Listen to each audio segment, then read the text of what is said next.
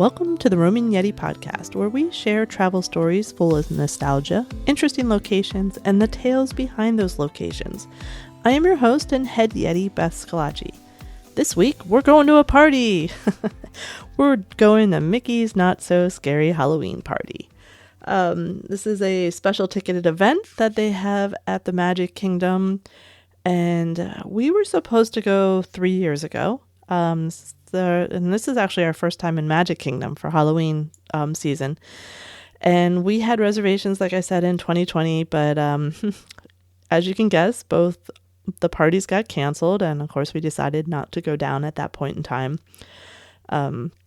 California Adventure in Anaheim has a similar event that we went to 14 or 15 years ago. Julia was in kindergarten, and we went to, so we really wanted to experience what it was like here in Disney World at Magic Kingdom.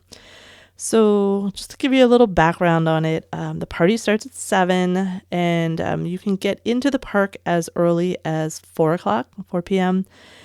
Without needing a park admission or park reservation. And then it ends at midnight.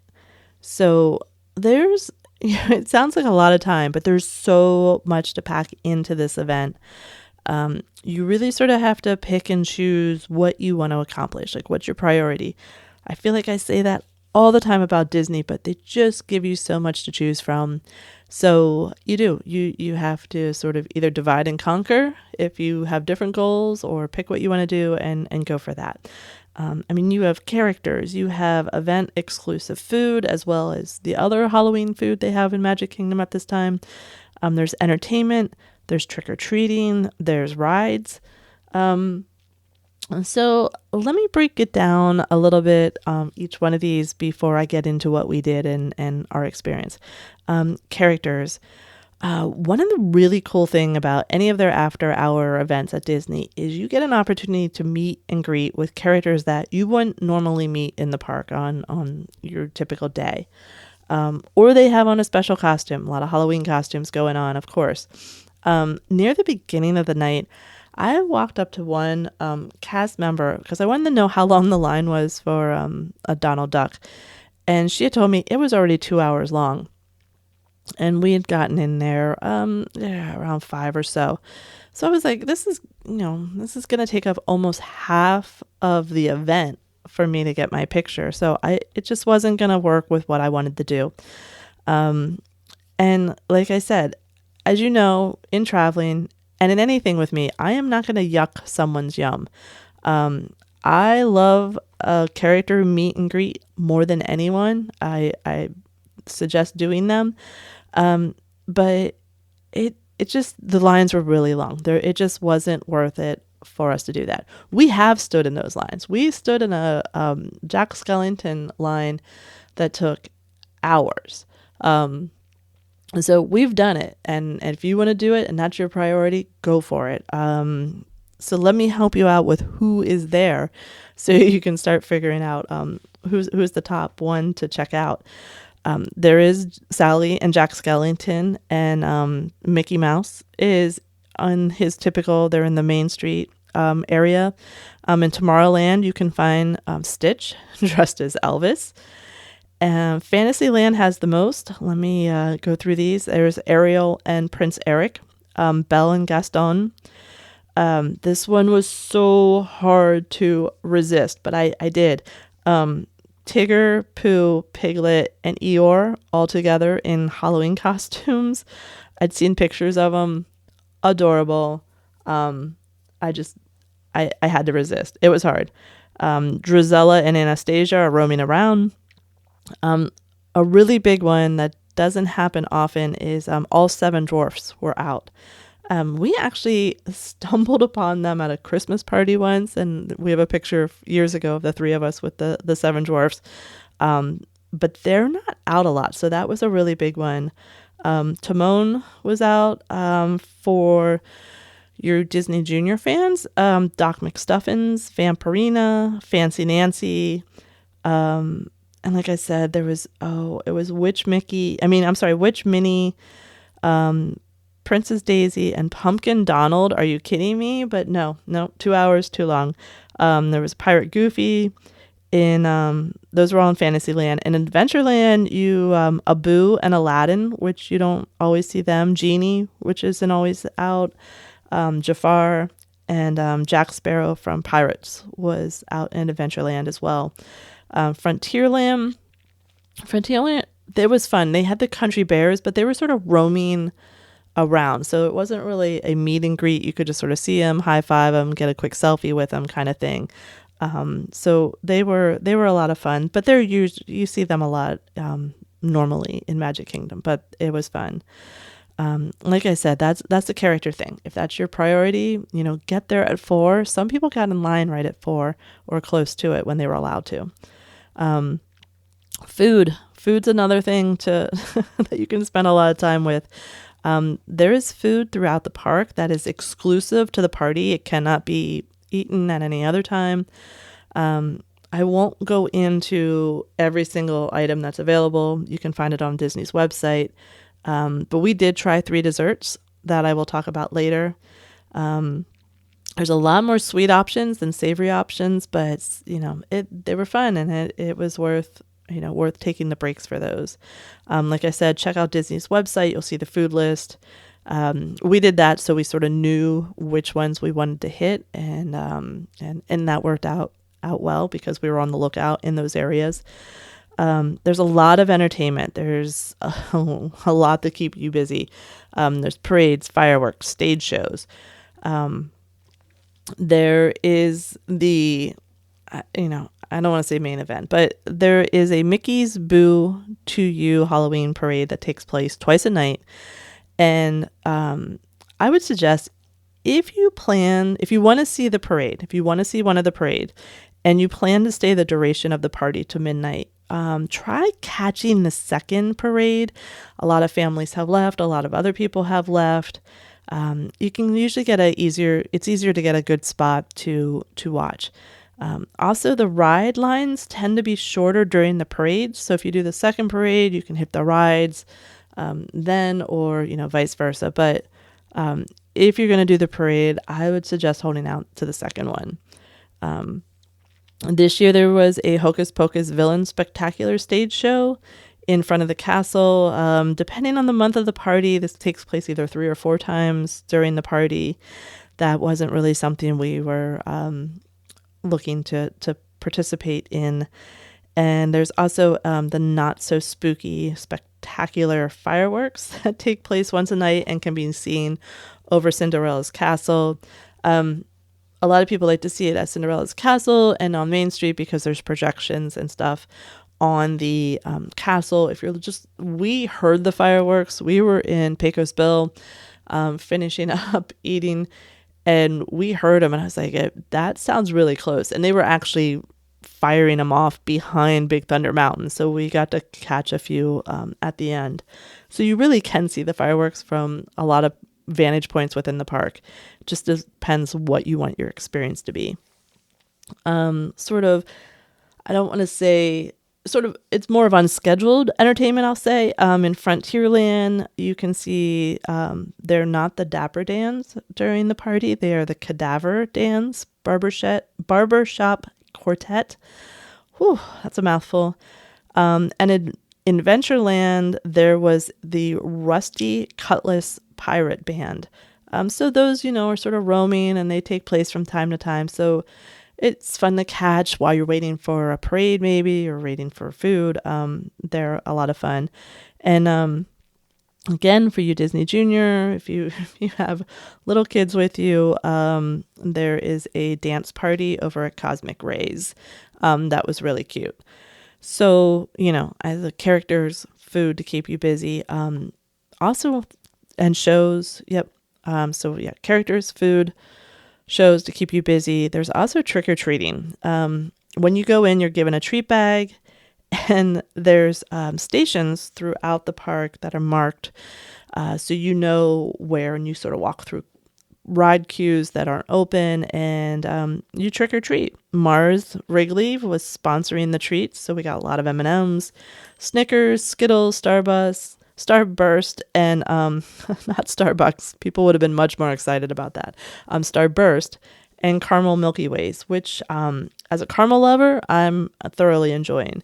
If you do have a food allergy, you can get a teal colored treat bag and collect tokens, and then you can redeem those tokens at the end of the night for a special treat. So that's the trick-or-treating. There's also rides. Many of the rides are open, and because the attendance is limited, the wait times are shorter.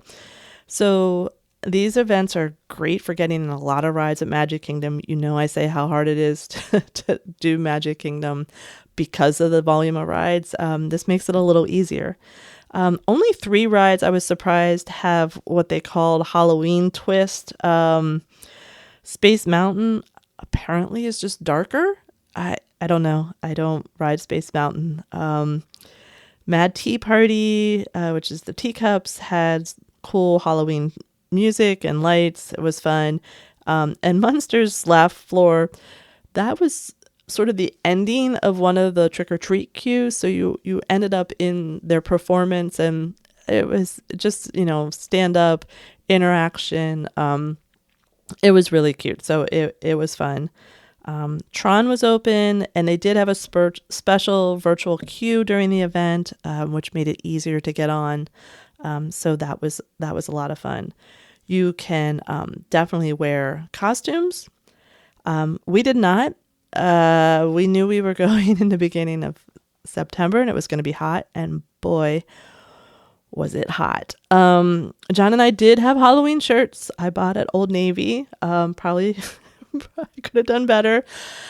I know we were a little bit of a disappointment to Julia, but we did our best, let's just say. But to the people that were dressed in full costumes, in long sleeves and pants, I salute you. I salute you for your commitment in that hot and humid weather.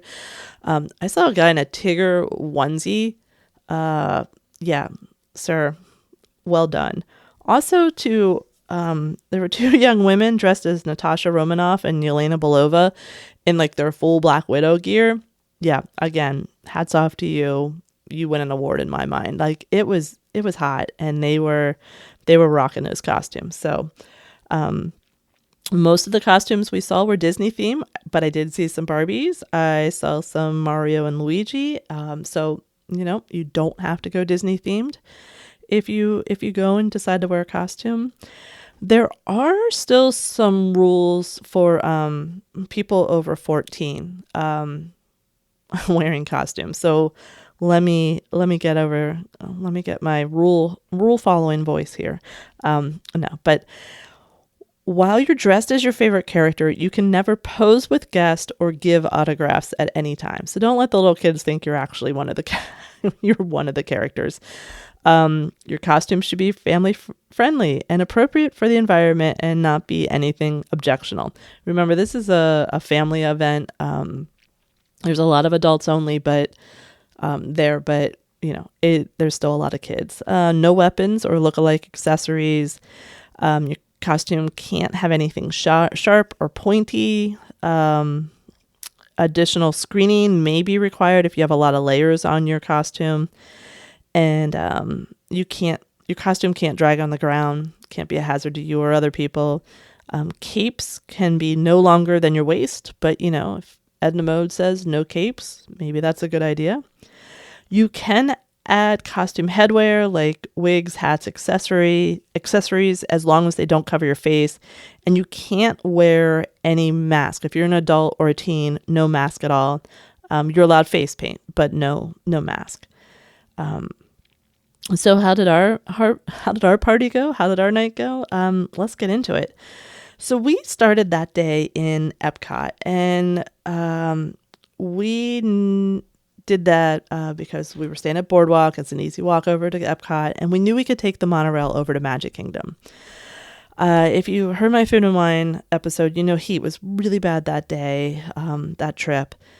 And in hindsight, maybe we should have started our day off a little later because we were planning to go to midnight, which is way past my bedtime. I'm glad we did it, but it can be really, really late for me. We were sort of trying to take a air conditioning break in Epcot and trying to figure out sort of what to do for a few hours before the event.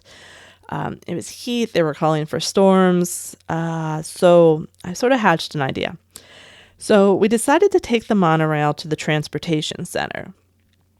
And then from the transportation center, you can either get a monorail that goes right to Magic Kingdom, or you can get on the resorts monorail that takes you to the monorail resorts, which are the Polynesian, Grand Floridian, and Contemporary. So the plan was to go to the Contemporary and check out a lounge there called the Steakhouse 71 Lounge. The monorail was already filling up with people that were heading to Magic Kingdom for the event. And I don't know if it was weather or what happened, but we sort of got stuck at the Grand Floridian for a little bit. But we still got to Contemporary, and we timed it sort of perfectly. We got really lucky. It was raining, and because the monorail stops inside the hotel, we were spared the raindrops, at least for that amount of time. But we were also, as proud as I was of this idea, we were not the only ones with the idea to pregame a little bit at the lounge. But it was fun to see like who was going to go, what costumes people were wearing. Groups were coming in and they were dressed as, they sort of had group costumes. It was a lot of fun, and we had just a couple drinks and some food and snack before we decided to head over to Magic Kingdom. Now, the nice thing about Contemporary is you can walk over to the entrance. It's still probably about a 15-minute walk, but the security line is just for people like walking on that path, so it's faster, and it was pretty seamless, given all the crowds walking in. The park was still open when we went in, so we were given you get a bracelet so they know you belong there, and then we were routed behind Main Street to enter the park, actually, which was sort of cool. It used to be more what they call backstage, but they've really done a nice job of just making it another route for guests. We were given our treat bags and our first trick-or-treat candy of the night. So John's mission was to get on Tron. He used the virtual queue. He went ahead because his number was called, and he enjoyed the ride. We had ridden it in Shanghai, and because of that, I will never go on it again. But John swears it's smoother at this new one, but I'm just going to have to take his word for it, because we went on that in Shanghai. I was nauseous for a good 20-30 minutes after the ride, so I'm not in the mood. As I may have mentioned in the food and wine episode, my parents were with us on the trip, and they wanted to see the early parade, so we made our way over to Frontierland. Why Frontierland? You want to do Main Street, right, Beth? No, not for this one. The parade begins in Frontierland, and then it weaves out to Main Street. Most people like to watch it on Main Street. But the advantage of Frontierland is you see the parade first, and then you can walk back out through Adventureland and get your transportation back to the resort before people see the parade on Main Street. So you can sort of beat those crowds. Plus, Frontierland has some fun entertainment while waiting for the parade. They have the cadaver dance that I mentioned. They're singing. Country bears are walking around entertaining. So there's some food back there, and some shops. So there's a lot more things to do to sort of help you occupy your time, and you're not in sort of the crush of the crowd for that first parade. My goal, I was on the hunt for a few party exclusive food items. Plus, I had to ride the Haunted Mansion. You don't go to a Halloween party and not ride the Haunted Mansion, right? Plus, I wanted to trick or treat because it's the only place that really it's appropriate for person my age to still do that. And our goal was to stay up late enough to hit the late parade. So I think we did everything. I think we were good. Like I said, there were some characters that I would have loved to see, but I just couldn't. I couldn't do it this time. But I think everything else went according to plan. So I met up with John after he was done with Tron, and then we went to the Haunted Mansion. They had I didn't know this was going to happen, but this was so much fun. So they had Ghost at the entrance, and they were entertaining everyone in line, and they were so funny. They were very quick. They were interacting with the crowd. I mean, I could have really just hung out at the doorway all night and watched them. It was a lot of fun. I think we talked about this in our Destination D23 episode that they were supposed to add, they're adding the Hatbox Ghost to the ride. He was not there yet, so I think the announcement we heard was end of November. So I'm not really sure what is taking so long, but we didn't get to see him, and I was sort of hoping for that. Like I said, we wanted to try some of the party exclusive foods. There were 3 that we decided upon. There was a skull-shaped Mexican chocolate brownie filled with dulce de leche. It was on a cart outside of the Haunted Mansion. The brownie was really good. It had that nice Mexican spice and even a little bit of heat. But I wouldn't say the one we had was filled with dulce de leche. It was good, but it could have been a little better. Another one we had was called candy corn milkshake. Stick with me here. It was a sweet corn soft serve topped with whipped cream and a sweet potato cornbread nugget. It was really good, and I would totally have that one again. Again, it sort of sounds weird, but it really tasted good. And the last food item we had was zombie finger cookies, which were an almond cookie shaped like a finger. And they were in a cup of key lime pie white chocolate ganache. Had salted caramel pearls and sugar eyes. And believe it or not, that was our favorite of the 3. I would have that again like tomorrow. It was really cute. I'll have pictures up on Instagram. It was cute. It tasted good. It was fun. It was fun to share. So definitely worth that. And that's at Starlight. It's Cosmic Rays restaurant. And then we did our trick-or-treating. We filled up both of our bags with the treats, and it was just fun to walk around and collect the scoops of candy from cast members.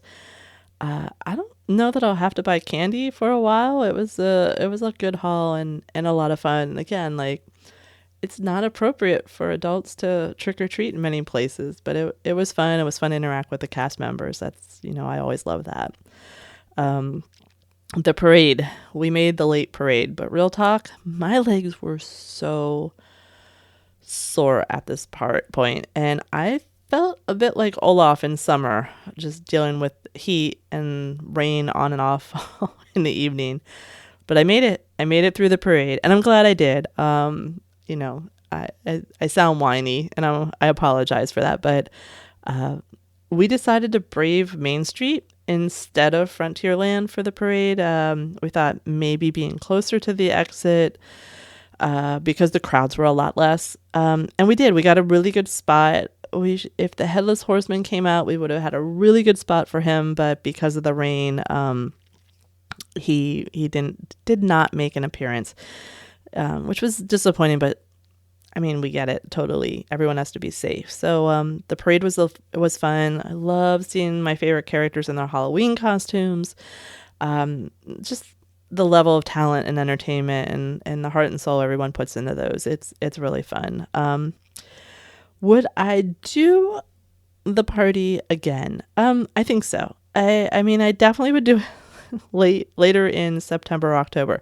I think if you've listened to this in the Food and Wine, I'm probably not going back down to Disney for Labor Day unless there's a really big reason to do it. I'm not made for that heat. I'm just not. I would definitely stop at a monorail resort again before heading into the park.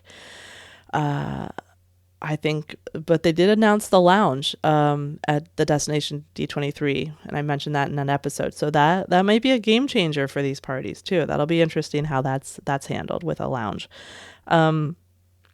But stopping and just making sure you had a pretty good meal before we ate all the treats and stuff. Like we had good food at the lounge, so I would definitely recommend doing that. Having a good meal, good maybe a drink or two or just whatever before heading in. Would I recommend to everyone to do this party? No. I'm going to be honest. You guys know I try to be honest with you, good and bad, good, bad, and ugly. If you're not a huge Disney fan or even a Halloween fan, I'm not really sure how much you would enjoy it. The lines are shorter, yes, but there are other after-hour events that would maybe work better for you.